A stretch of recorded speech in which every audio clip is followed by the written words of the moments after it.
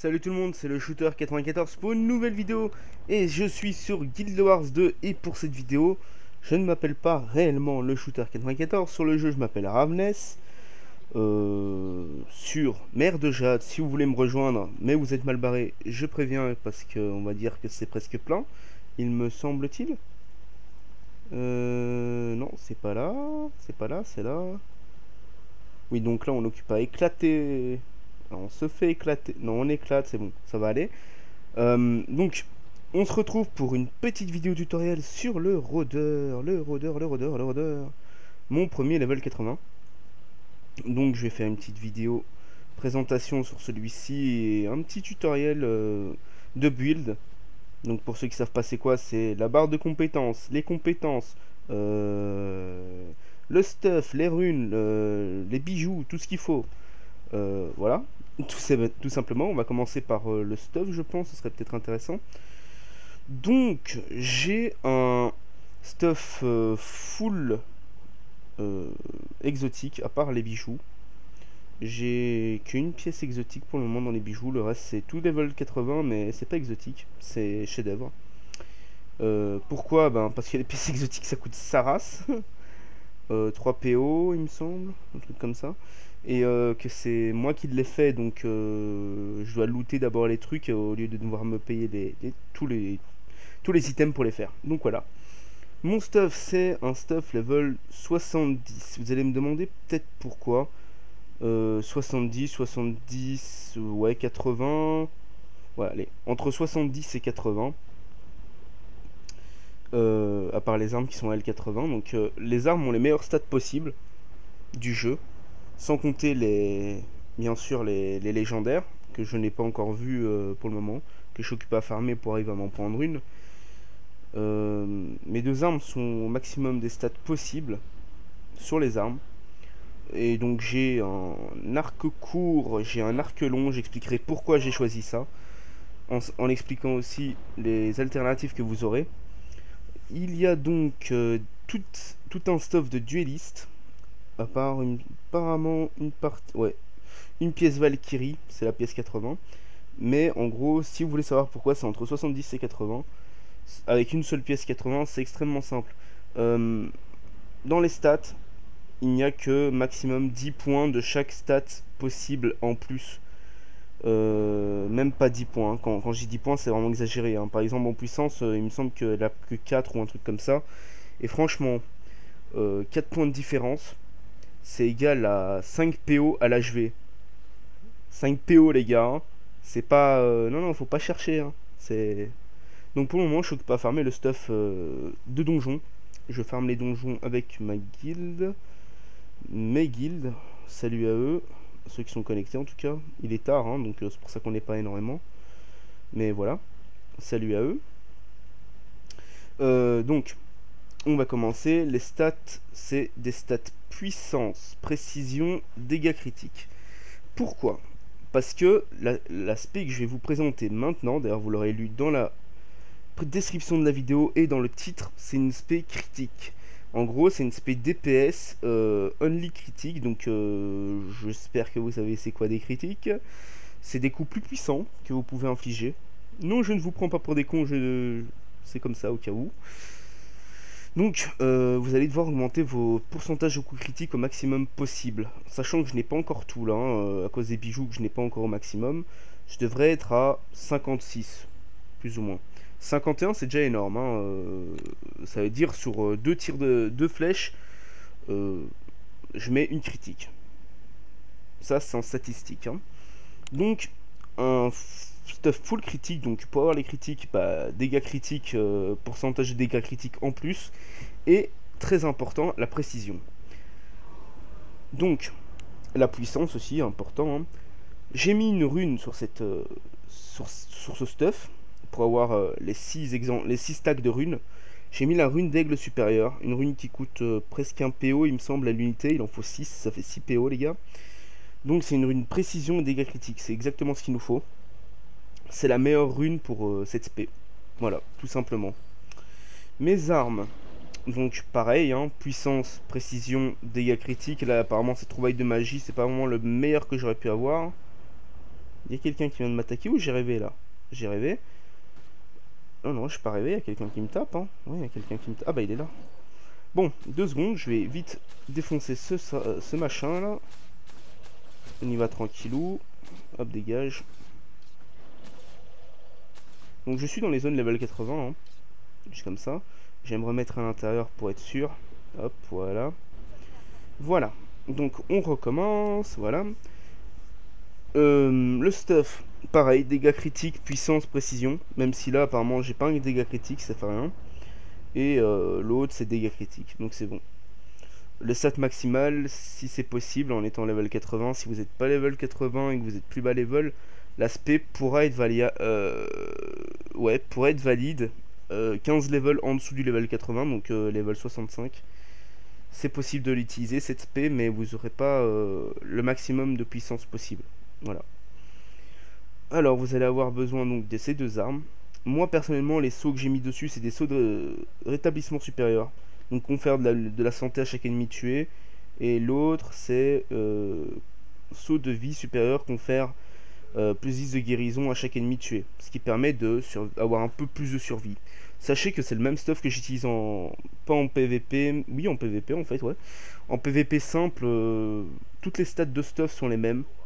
Exactement les mêmes. Les runes, les sauts, pareil, c'est la même chose.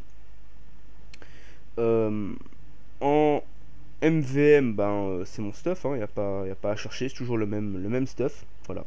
Donc l'aspect que je vais vous donner fonctionne pour les trois modes, y compris...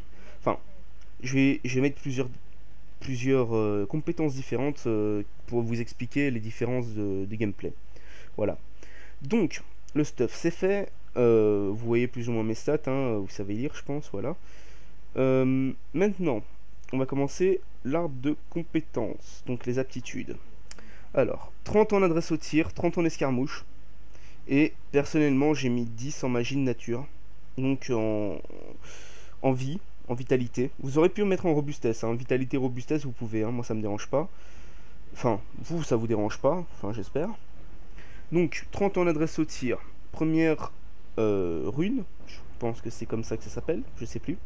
C'est la rune 3. C'est utilise pierre à aiguiser quand votre santé atteint 75%. Ce qui veut dire que vous faites des saignements quand votre vie est en dessous de 75%. C'est assez utile pour pouvoir se sortir de galères. Je trouve ça assez utile personnellement en PVP et en PVE de mettre quelques dots de temps en temps, c'est pas mal. Donc, deuxième compétence super importante. Flèche pénétrante, donc compétence 7 8, compétence 8. Toutes les flèches perforent leur cible.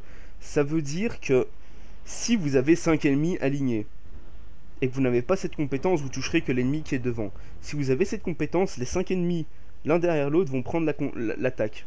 Donc c'est super intéressant en PVP et en PVE. Et la dernière qui est super importante aussi, c'est augmente la portée de l'arc long et du fusil harpon. Augmente de 5% la portée de l'arc long et du fusil. Ouais, augmente la portée quoi en gros. C'est la compétence 10 qui est super importante à mon sens. Ça permet de pouvoir se battre de beaucoup plus loin en sachant que l'arc long a pour particularité que son attaque principale, donc ça là, tir à longue portée, c'est une attaque qui fait de plus en plus de dégâts par rapport à combien vous êtes éloigné de votre cible. Je sais pas si c'est bien français ce que je viens de dire, mais je l'ai dit.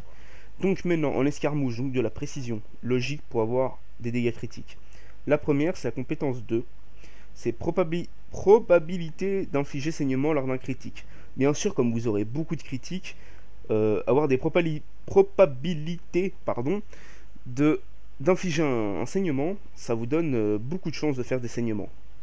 Voilà pourquoi je l'ai prise. La deuxième compétence, c'est la compétence 7. Les familiers regagnent des PV lors d'un critique. Donc, comme vous allez faire beaucoup de critiques, votre familier va regagner de la vie régulièrement. C'est QFD. En PVP et en PVE, surtout en PVE, super important. La dernière, c'est la compétence 10, Dégainage rapide. Les compétences d'arc court et d'arc long se rechargent 20% plus vite. Ça vous permet donc de balancer vos attaques plus rapidement en ayant un cooldown limité, beaucoup plus limité. Ça le fait pas énormément, 20% c'est pas mal, c'est diminué de 5%. Ouais, de, de 1 cinquième la recharge des sorts, quoi, en gros. J'ai du mal à parler, hein. Il est quand même 2 heures du matin.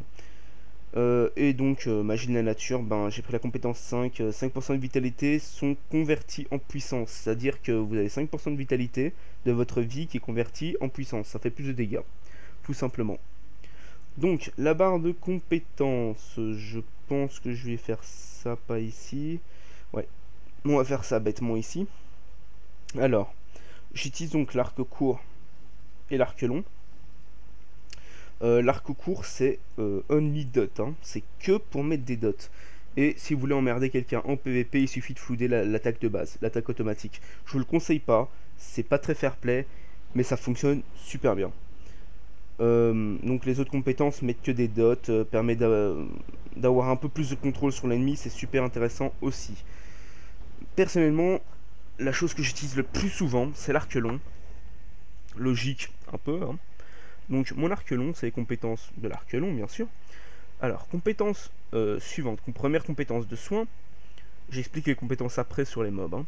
La première compétence que vous aurez, soin d'équipe. Ça permet de vous heal vous et de heal le familier de 6530 points. C'est super utile pour vous. Donc si vous jouez en groupe, je vous conseille plutôt de jouer avec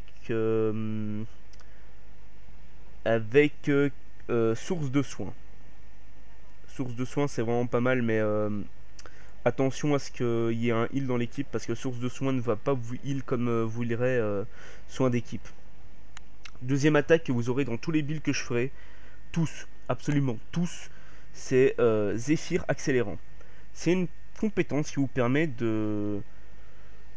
c'est un peu comme si vous étiez dans Call of et vous auriez tir rapide sur votre mitraillette. C'est pareil, toutes vos compétences, tous vos sorts, tout s'active plus rapidement, mais vraiment beaucoup plus rapidement. Vous verrez ça en démonstration dans 2 minutes.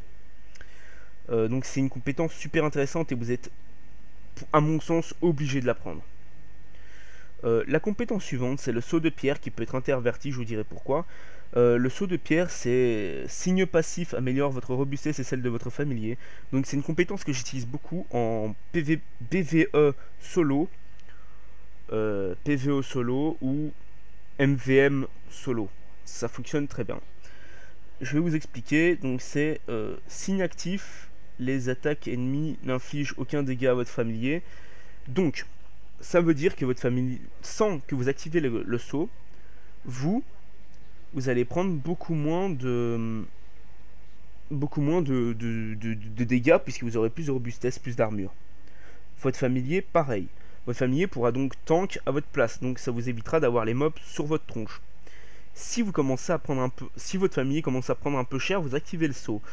Ce qui fait que pendant 6 secondes, il prendra plus aucun dégât, ça vous permettra de balancer un soin pour le heal pour vous heal et lui-même. C'est assez intéressant.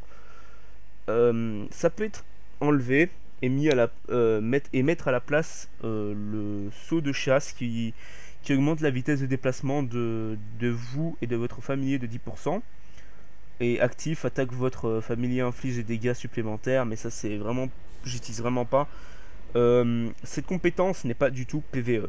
Cette compétence est PvP ou MVM. Ça permet juste d'aller plus vite et faire plus de quiet. Juste ça. Voilà, donc pour moi, à mon sens, c'est une façon que vous pouvez changer. Et le dernier saut que vous pouvez encore mettre, c'est le saut de la nature qui vous permet d'avoir des régénérations de vie. Qui est vraiment très intéressant en PvP, PvE et MVM. C'est à vous de choisir. La dernière compétence qui peut aussi être modifiée. Personnellement, quand je suis en PvP, j'utilise quand même mon petit piège de feu. Pour la simple et bonne raison que ça permet de quiet un coup. L'ennemi s'approche un peu trop, vous le repoussez une fois, votre compétence est en cours de recharge. Vous faites une esquive, vous posez votre piège et il se prend des dégâts. tout bêtement. En PVP, en PVP, en PVE, ça fonctionne pareil, c'est la même chose. En PVP, non, pas en PVP, en MVM ou en PVE équipe, vous pouvez utiliser recherche de sauvetage. Votre familier va aller résu l'allié que vous ciblez, ou bien un allié proche à terre, n'importe. C'est une compétence super intéressante si vous êtes par exemple vous êtes à deux, il y en a un qui vient de crever et que vous pouvez le résu directement sans devoir aller le chercher vous-même. C'est assez intéressant en sachant que vous pouvez le combiner avec le saut de pierre qui permet à votre famille de ne pas prendre de dégâts. Je pense que c'est assez clair. En donjon, je préférerais prendre appel de chouette qui est vraiment super intéressante pour faire des dégâts. Ou bien vous pouvez utiliser la givre. Le givre de glace, vous pouvez l'utiliser aussi, c'est pareil. Je crois qu'il est là, non, c'est pas ça. Enfin bref, vous pouvez l'utiliser aussi. Et en donjon, vous pouvez aussi utiliser esprit glacial ou esprit de pierre. Fonctionne très bien aussi pour augmenter la robustesse ou les dégâts de l'équipe. Donc tout ça c'est pour les dégâts d'équipe. Hein. Donc voilà, je pense que c'est bon. Vous pouvez... Donc on va passer aux compétences élites. La compétence élite, il y a une compétence qui me plaît vraiment beaucoup, c'est l'Umbrum-Feu, mais si vous n'avez pas la version collector, ou bien comme moi, vous l'avez pas activé la version collector, le loup de Brumefeu, vous l'aurez pas parce que c'est dans la version collector, tout bêtement. C'est très con, je trouve ça vraiment très con, mais voilà. Donc, personnellement, en PVP, c'est soit enchevêtrement, soit esprit de la nature. En sachant que j'utilise quasiment tout le temps esprit de la nature. Mais vraiment tout le temps. Hein. C'est le truc qui permet de vous sauver la vie de temps en temps. Même si j'ai l'impression que sa compétence active n'est pas trop intéressante. Puisque normalement elle est censée résoudre tous 3 membres autour de vous, de votre groupe. Et ça ne fonctionne, je trouve, vraiment pas. Donc voilà, tout bêtement. Vous pouvez utiliser les autres. La deuxième compétence utilisable en PVE, c'est saccage en équipe, mais sinon enchevêtrement en PVE inutile. Voilà. Donc ça c'est les compétences secondaires. Maintenant on va passer aux compétences actives. Non, avant de passer aux compétences actives, on va penser d'abord aux familiers. Familiers, grosse importance. Hein. Vous avez essayé de prendre un tank. Personnellement j'ai pris un ours. Un ours parce qu'il a un peu plus de résistance, un peu plus de vitalité. En PVE c'est celui que j'utilise, tout bêtement. Si vous voulez être vraiment de loin et pas au corps à corps, vous utilisez une araignée qui se bat de loin. Voilà. Pour le PVP, j'utilise l'aigle parce que l'aigle a une compétence qui vous permet d'obtenir rapidité, ce qui est pas mal du tout pour pouvoir se barrer rapidement, esquiver, etc. Vraiment super intéressant et l'aigle est vraiment plus difficile à cibler que l'ours, ce qui fait que les ennemis vont un peu en chier pour arriver à le buter. Voilà. Donc, je pense que j'ai tout dit pour les compétences. Ouais. Donc, on va partir un petit coup se battre. Et je vais un peu vous expliquer ma façon de jouer. Donc, par exemple, on va prendre celui-là, là. Il est beau. Donc, j'open toujours un combat en utilisant la 3e compétence, tir de chasseur.